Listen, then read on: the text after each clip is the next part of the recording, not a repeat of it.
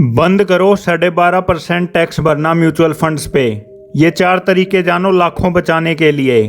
नमस्ते दोस्तों, अगर आप म्यूचुअल फंड या शेयर बाजार में लंबे समय के लिए इन्वेस्ट करते हैं तो मार्केट की गिरावट के अलावा एक ऐसी चीज़ है जो हर इन्वेस्टर को अंदर ही अंदर डराती है। वह है long term capital gain tax. ज़्यादातर इन्वेस्टर को लगता है कि 12.5% का long term capital gain tax एक पत्थर की लकीर है और जब भी वे अपने म्यूचुअल फंड या शेयर बेचकर पैसा निकालेंगे तो सरकार को यह 12.5% का टैक्स देना ही पड़ेगा। लेकिन हकीकत ये है कि हम केवल टैक्स की दर को याद रखते हैं और इनकम टैक्स एक्ट के फाइन प्रिंट यानी छिपे हुए नियमों को पढ़ना भूल जाते हैं। आज के इस मास्टर क्लास वीडियो में हम 4 ऐसे ज़बरदस्त पूरी तरह से लीगल और प्रैक्टिकल तरीक़ों को विस्तार से समझेंगे जिनका इस्तेमाल करके आप लाखों रुपए का long term capital gain tax बचा सकते हैं और कुछ खास सिचुएशंस में तो अपना टैक्स सीधे जीरो भी कर सकते हैं। इस वीडियो को बिना स्किप किए पूरा अंत तक देखिए क्योंकि यह आपकी मेहनत की कमाई का बहुत बड़ा पैसा बचाने वाला है। चलिए शुरू करते हैं। पहला तरीका है बेसिक एग्जैम्पशन लिमिट और डिडक्शंस का सही इस्तेमाल। सामान्य रूप से जब भी आप इक्विटी म्यूचुअल फंड या डायरेक्ट शेयर्स को 1 साल से ज़्यादा समय के लिए होल्ड करने के बाद बेचते हैं तो उस पर होने वाला मुनाफा लॉन्ग टर्म कैपिटल गेन कहलाता है। नियम के मुताबिक एक वित्तीय वर्ष में 1.25 लाख तक का लॉन्ग टर्म कैपिटल गेन पूरी तरह से टैक्स फ्री होता है। इस 1.25 लाख के ऊपर जितना भी प्रॉफिट कमाते हैं उस पर सरकार 12.5% का long term capital gain tax वसूलती है। ज़्यादातर लोग यहीं पर सोचना बंद कर देते हैं कि 1.25 लाख के ऊपर तो टैक्स लगेगा ही। यहाँ पर इनकम टैक्स एक्ट का एक बहुत बड़ा नियम आता है जिसे अक्सर लोग इग्नोर कर देते हैं। न्यू टैक्स रिजीम के तहत भारत में रहने वाले हर नागरिक की सालाना कुल इनकम का पहला 4 लाख रुपए मतलब बेसिक एग्जैम्पशन लिमिट पूरी तरह टैक्स फ्री होता है। यदि आपकी कोई रेगुलर एक्टिव इनकम जैसे सैलरी या बिजनेस इनकम नहीं है, जैसे कि आप रिटायर्ड हैं, अर्ली रिटायरमेंट ले चुके हैं, हाउस मेकर हैं, स्टूडेंट हैं या आपकी सैलरी 4 लाख रुपए से कम है तो आप इस 4 लाख की बेसिक स्लैब लिमिट का सीधा इस्तेमाल अपने long term capital gain mutual fund के मुनाफे को माफ़ कराने के लिए कर सकते हैं। मान लीजिए आपने कई साल पहले 4 लाख रुपए के म्यूचुअल फंड खरीदे थे, आज उनकी वैल्यू बढ़कर 10 लाख रुपए हो गई है और आप अपना पूरा पैसा रिडीम करना चाहते हैं। यहाँ आपका कुल बिक्री मूल्य 10 लाख रुपए है और ख़रीद मूल्य 4 लाख रुपए है, जिससे आपका कुल लॉन्ग टर्म प्रॉफिट 6 लाख रुपए बनता है। सामान्य तरीके में आप 6 लाख रुपए के कुल प्रॉफिट में से सिर्फ 1.25 लाख की स्टैंडर्ड छूट घटाते हैं, जिससे आपका टैक्सेबल प्रॉफिट 4,75,000 बचता है। इस 4,75,000 पर 12.5% की दर से आपको 59,375 का भारी भरकम टैक्स भरना पड़ता है। अगर आपकी कोई अन्य इनकम नहीं है तो आप उस 4,75,000 के टैक्सेबल प्रॉफिट में से न्यू टैक्स रिजीम की 4 लाख की बेसिक स्लैब लिमिट को भी घटा सकते हैं। ऐसा करने पर आपका नेट टैक्सेबल प्रॉफिट घटकर सिर्फ 75,000 रह जाता है। अब आपको केवल 75,000 पर ही 12.5% का टैक्स देना होगा, जो मात्र 9,375 रुपये बनता है। केवल इनकम टैक्स रूल की सही जानकारी रखने से आपका long term capital gain tax सीधे 59,375 रुपये से घटकर मात्र 9,375 रुपये रह जाता है, जिससे आपकी पूरे 50,000 की सीधी बचत होती है। दूसरा तरीका है सेक्शन 54F मतलब घर खरीदकर म्यूचुअल फंड का टैक्स जीरो करें। म्यूचुअल फंड या शेयर में पैसा सिर्फ रिटायरमेंट के लिए नहीं लगाया जाता बल्कि जीवन के बड़े लक्ष्यों के लिए भी जमा किया जाता है और ऐसे ही एक सबसे बड़ा लक्ष्य होता है अपना खुद का घर खरीदना।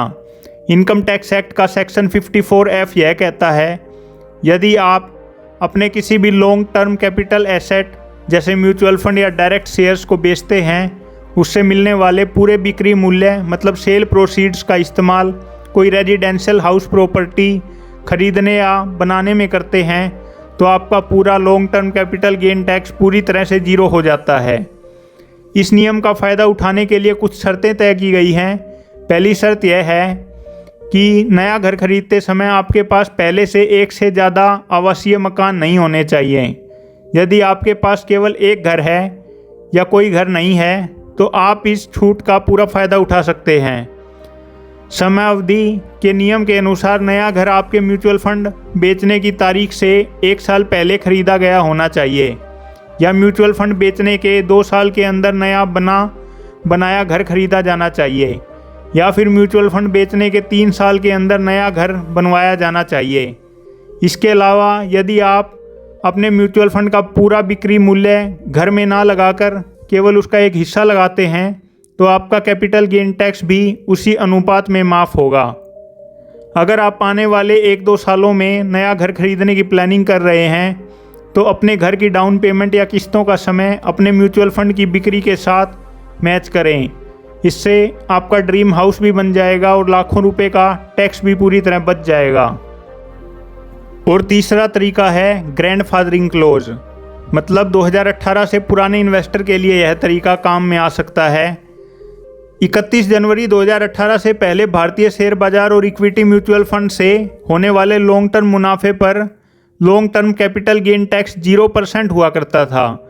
जब वित्त वर्ष 2018 के बजट में सरकार ने 10% का long term capital gain tax पेश किया, जो अब बढ़कर 12.5% हो चुका है, तो पुराने इन्वेस्टर के हितों की रक्षा करने के लिए ग्रैंडफादरिंग क्लोज लागू किया गया।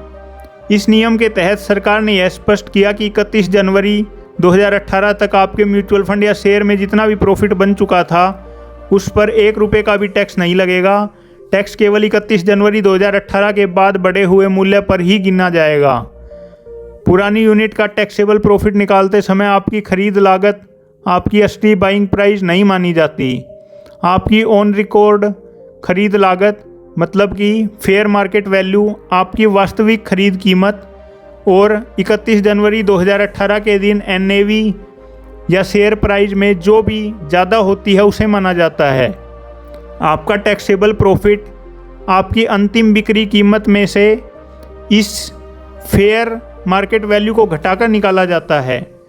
मान लीजिए आपने वर्ष 2013 में HDFC मिड कैप फंड में निवेश किया था। आज उस होल्डिंग की कुल वैल्यू 94 लाख रुपए हो चुकी है और उसमें आपका कुल गेन 71 लाख रुपए का है। अगर आप बिना ग्रैंडफादरिंग नियम के 2013 की वास्तविक NAV को खरीद मूल्य मानकर टैक्स निकालते हैं तो आपको 71 लाख रुपए के प्रॉफिट पर 8,87,500 रुपये का भारी टैक्स चुकाना पड़ेगा। लेकिन अगर आप ग्रैंडफादरिंग नियम लागू करके 31 जनवरी 2018 की NAV को अपनी खरीद लागत मानते हैं तो आपका टैक्सेबल प्रॉफिट घटकर केवल 32 लाख रुपए रह जाता है। इस पर आपका अनुमानित टैक्स घटकर केवल 4 लाख रुपए रह जाता है। केवल 31 जनवरी 2018 की NAV वैल्यू को दर्ज करने से आपकी 4,87,000 रुपये की सीधी टैक्स बचत हो जाती है। दोस्तों, अगर आप अपना कीमती समय बिना किसी बकवासबाजी के 100% प्योर और ऑथेंटिक फाइनेंस नॉलेज में इन्वेस्ट करना चाहते हैं तो अभी हमारे इंस्टाग्राम पेज फाइनेंस इन हिंदी को फॉलो कर लीजिए। यहाँ हम आपका 1 सेकंड भी बर्बाद नहीं करते। हमारी केवल 1 मिनट की क्रिस्प और पावरफुल रील से आप म्यूचुअल फंड्स, ETF और शेयर मार्केट की ऐसी बारीकियाँ सीख सकते हैं जो बड़ी बड़ी किताबों में भी नहीं मिलती। चाहे सही म्यूचुअल फंड चुनना हो, सही समय पर ETF में एंट्री एग्जिट लेना हो या फिर टैक्स बचाने के स्मार्ट हैक्स, यहाँ आपको मिलेगा केवल लॉजिकल, प्रैक्टिकल और काम का ज्ञान। तो देर किस बात की, अपनी फाइनेंस नॉलेज को नेक्स्ट लेवल पर ले जाने के लिए अभी सर्च कीजिए finance-in.hindi या डिस्क्रिप्शन में दिए गए लिंक से तुरंत हमें फॉलो कर लीजिए। चलिए अब बढ़ते हैं अपनी वीडियो में आगे। चौथा तरीका है टैक्स गेन हार्वेस्टिंग, मतलब सेक्शन 112A का सही इस्तेमाल।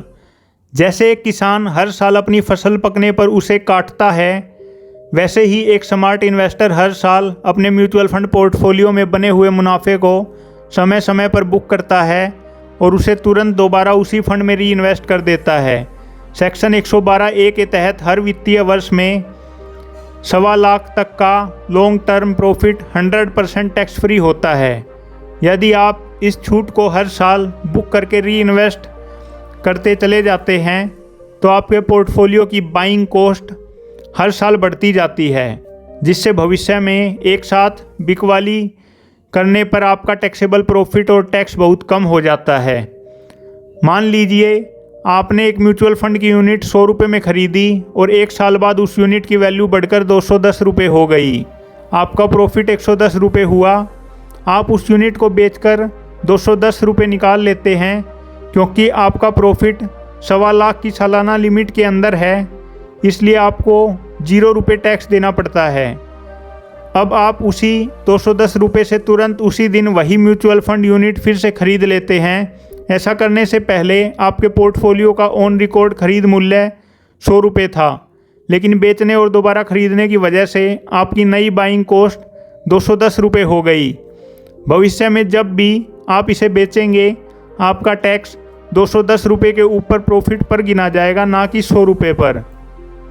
मान लीजिए राहुल और अजय दोनों 10 लाख रुपए का निवेश करते हैं और 15 साल बाद दोनों का कॉर्पस बढ़कर 58.5 लाख रुपए हो जाता है। मतलब कुल प्रॉफिट हुआ 48.5 लाख रुपए का। राहुल ने 15 सालों तक कोई हार्वेस्टिंग नहीं की और अंत में जब पूरा पैसा निकाला तो उसे 5,90,000 का long term capital gain tax लगभग 12.16% की दर से भरना पड़ा। दूसरी तरफ अजय ने हर साल अनुशासित होकर 1.25 लाख का टैक्स फ्री प्रॉफिट बुक किया और री इन्वेस्ट किया। इसकी वजह से उसकी बाइंग कॉस्ट लगातार बढ़ती रही और अंत में उसे केवल 3,70,000 का टैक्स मात्र 7.67% की इफेक्टिव दर से देना पड़ा। दोनों का फाइनल कॉर्पस सेम रहने के बावजूद अजय ने हर साल सिर्फ 1 घंटा देकर अपनी बाइंग कॉस्ट बढ़ाई और 2.20 लाख रुपए का टैक्स आसानी से बचा लिया।